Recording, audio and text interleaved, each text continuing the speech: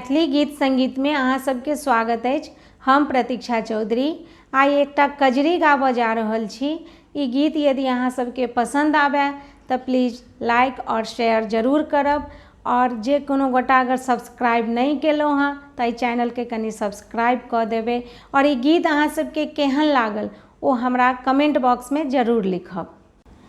सखी हे सावन के बुन झीसी, पिया संग खेलब पचीसी ना। सखी हे सावन के बुन झीसी, पिया संग खेलब पचीसी ना। से पिया संग खेलब पचीसी ना, से पिया संग खेलब पचीसी ना। सखी हे सावन के बुन झीसी, पिया संग खेलब पचीसी ना।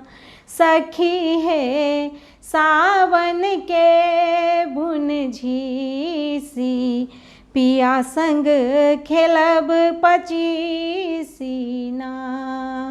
गोर बदन पर लाल चुनरिया, गोर बदन पर लाल चुनरिया, पतली कमरिया ना।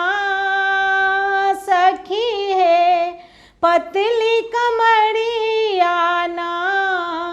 सखी है सावन के बुन झीसी, पिया संग खेलब पचीसी ना। सखी है सावन के बुन झीसी, पिया संग खेलब पचीसी ना।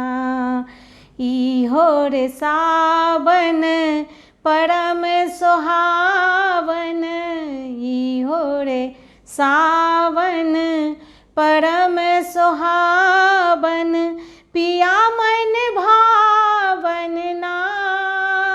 सखी है पिया मन भावन ना। सखी है सावन के बुन झीसी, पिया संग खेलब पचीसी ना। सखी है सावन के बुन झीसी, पिया संग खेलब पचीसी ना।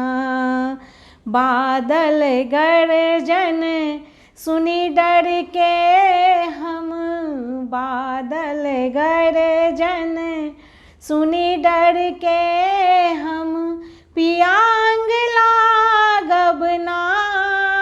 सखी है पियांग लागब ना। सखी है सावन के बुन झीसी, पिया संग खेलब पचीसी ना।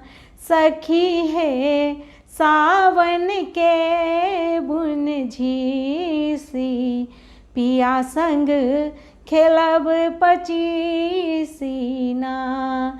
से पिया संग खेलब पचीसी ना। से पिया संग खेलब पचीसी ना। सखी है सावन के बुन झीसी, पिया संग खेलब पचीसी ना।